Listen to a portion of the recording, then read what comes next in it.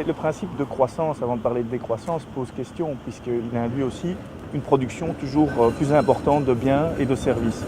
Or, on sait qu'on vit dans un monde de ressources limitées, de ressources finies, et donc pour les écologistes, un modèle de production avec toujours plus de ressources, n'est pas soutenable.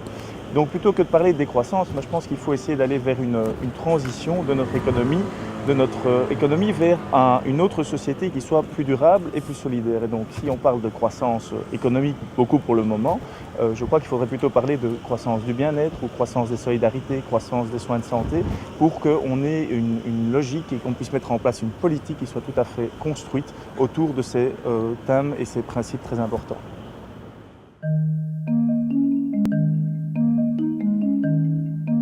Il y a un troisième aspect qu'on n'a pas évoqué, c'est aussi la question de l'aménagement du territoire. L'organisation d'une ville pour faire en sorte de se mettre dans des conditions de transition écologique. C'est quoi? C'est par exemple la mobilité, évidemment. Comment est-ce qu'on organise la mobilité pour faire en sorte que des alternatives à la voiture existent, soient possibles, soient payables, soient efficaces.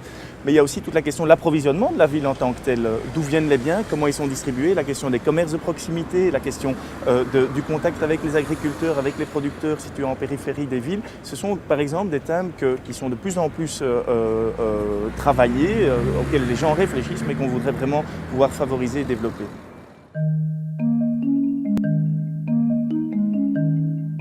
Quand on parle de transition écologique, il y a évidemment aussi la question sociale qui est tout à fait prédominante et essentielle. C'est-à-dire que quand on se dit on va prendre une décision, notamment des primes énergie ou ce genre de choses, on va prendre une décision qui aura un impact positif sur l'environnement, il faut aussi se poser la question de savoir quel sera l'impact sur les personnes les plus fragilisées. Est-ce qu'on va créer de l'exclusion ou est-ce qu'on va diminuer l'exclusion? Est-ce qu'on va renforcer la solidarité? C'est pour ça que les différents principes de l'écologie, mais aussi de la solidarité, sont des principes qui doivent être fondateurs de toute décision en matière de transition écologique.